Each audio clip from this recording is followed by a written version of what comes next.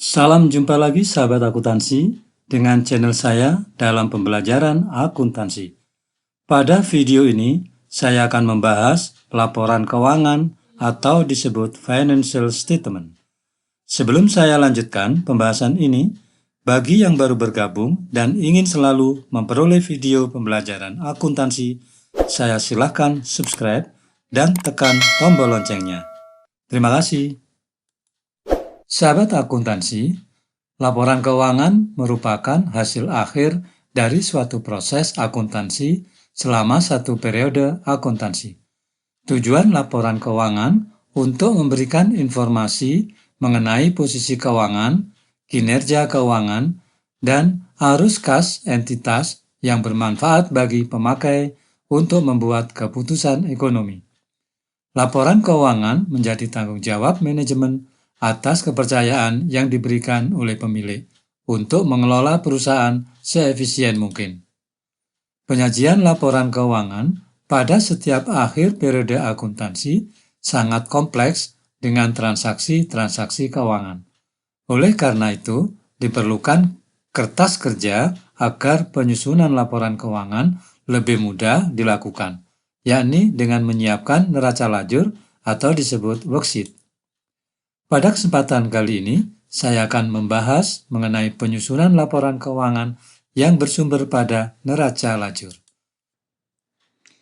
Untuk memudahkan penyusunan laporan keuangan, di bagian ini saya sajikan neraca lajur.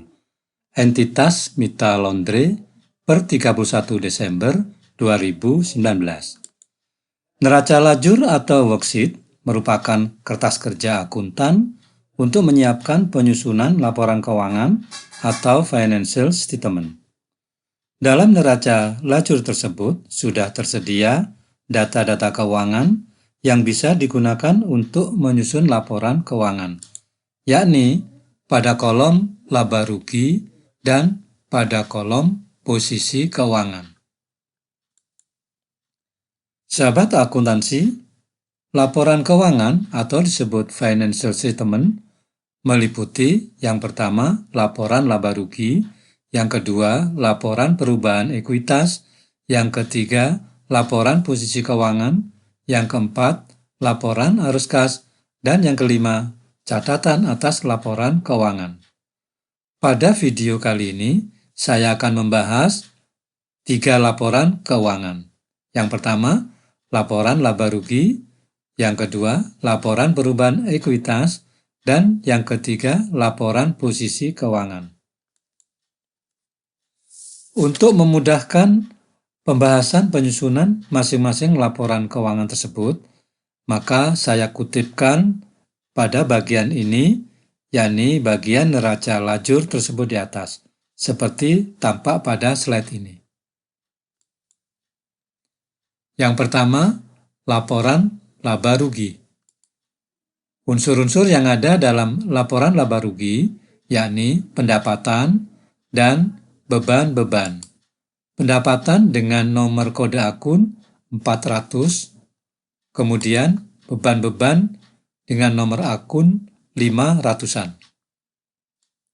Yang berwarna kuning ini merupakan unsur-unsur yang akan dilaporkan dalam laporan laba rugi. Baiklah, kita mulai.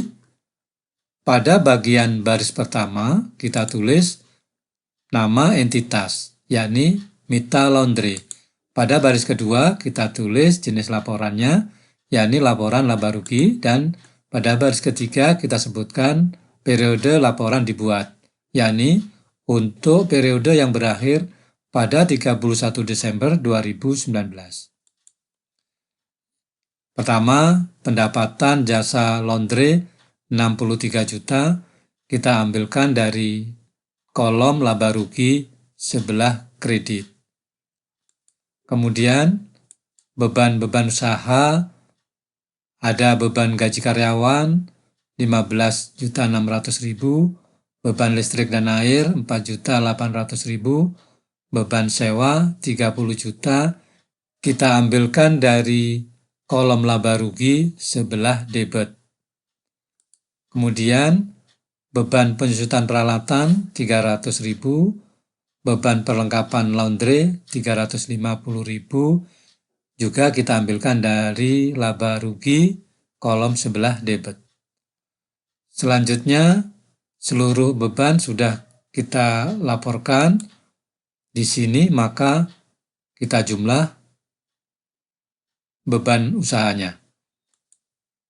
Dari beban usaha ini jumlahnya 51.050.000. Kemudian kita bandingkan dengan pendapatan jasa laundry.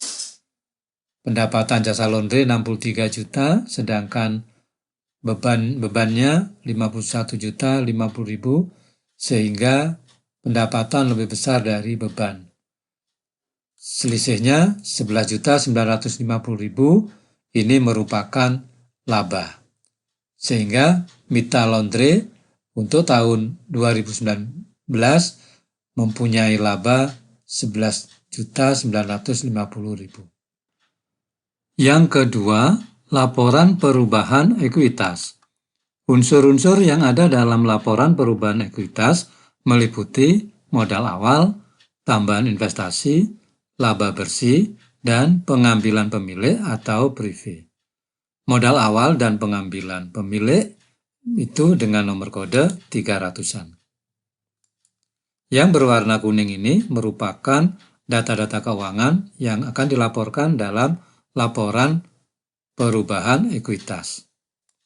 Baiklah, kita mulai. Pada baris yang pertama kita tuliskan nama entitasnya, yakni Mita Laundry.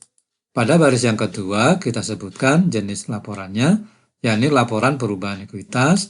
Dan pada baris yang ketiga kita sebutkan periode laporan dibuat, yakni untuk periode yang berakhir pada 31 Desember 2019. Modal awal per 1 Januari 2019, 6 juta. Kita ambilkan dari kolom posisi keuangan sebelah kredit. Kemudian, laba bersih 11.950.000, ini kita ambilkan dari laporan laba rugi.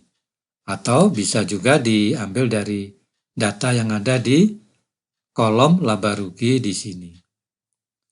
Kemudian, prive Mita 5 juta, kita ambil dari kolom posisi keuangan sebelah debit. Setelah itu, kita hitung selisihnya, laba bersih 11.950.000, prive Mita 5 juta, berarti selisihnya 6.950.000, ini merupakan selisih lebih laba bersih. Selanjutnya, kita hitung dengan modal awal. Modal awalnya 6 juta, kemudian ada selisih lebih laba bersih 6.950.000, sehingga harus dijumlah menjadi 12.950.000. Ini adalah modal akhir per 31 Desember 2019. Yang ketiga, laporan posisi keuangan. Unsur-unsur yang ada dalam laporan posisi keuangan meliputi aset, liabilitas, dan ekuitas. Untuk aset dengan nomor kode akun 100-an. Kemudian liabilitas dengan nomor kode akun 200-an. Dan ekuitas dengan nomor kode akun 300-an. Yang berwarna kuning ini merupakan data-data keuangan yang akan kita laporkan dalam laporan posisi keuangan. Baiklah, kita mulai. Pada baris yang pertama, kita tuliskan nama entitasnya, yakni Mita Laundry. Pada baris yang kedua, kita sebutkan jenis laporannya, yakni laporan posisi keuangan. Pada baris yang ketiga, kita sebutkan periode laporan dibuat, yakni untuk laporan posisi keuangan per 31 Desember 2019. Yang pertama kita catat di sini adalah aset. Kemudian aset itu dibagi menjadi aset lancar. Aset lancarnya terdiri atas kas 15.100.000, perlengkapan laundry 150.000, kita ambilkan dari kolom posisi keuangan sebelah debit. Setelah aset lancar, kita lanjut dengan aset tetap. Aset tetap terdiri atas peralatan laundry 3 juta, akumulasi penyusutan peralatan 600.000, sehingga nilai bersihnya menjadi 2.400.000. Data-data ini kita ambilkan dari kolom posisi keuangan sebelah debit untuk peralatan dan yang sebelah kredit untuk akumulasi penyusutannya. Kalau sudah aset lancar dan aset tetap sudah selesai, maka kita jumlahkan. Ada kas 15.100.000, ada perlengkapan 150.000, aset tetap bersih 2.400.000, jumlahnya menjadi 17.650.000. Ini adalah jumlah aset. Setelah itu kita lanjutkan dengan liabilitas dan ekuitas. Kita tulis yang pertama, liabilitas lancar terdiri atas utang usaha 3.500.000, utang gaji karyawan 1.200.000. Ini kita ambilkan dari kolom posisi keuangan sebelah kredit. Setelah itu kita lanjutkan dengan ekuitas. Ekuitasnya adalah modal mita per 31 Desember 2019, yakni 12.950.000. Ini data ini kita ambilkan dari laporan perubahan ekuitas. Setelah semuanya kita catat di sini, maka liabilitas dan ekuitas kita jumlahkan menjadi 17.650.000. Ini merupakan jumlah liabilitas dan ekuitas. Sehingga kalau sudah selesai, maka kita cocokkan jumlah aset harus sama dengan jumlah liabilitas dan ekuitas. Di sini jumlah aset 17.650.000, sedangkan jumlah liabilitas dan ekuitas 17.650.000, sehingga sama. Ini yang dinamakan balance. Sahabat akuntansi, marilah kita lihat hubungan antar laporan keuangan. Yang pertama, laporan laba rugi. Yang kedua, laporan perubahan modal.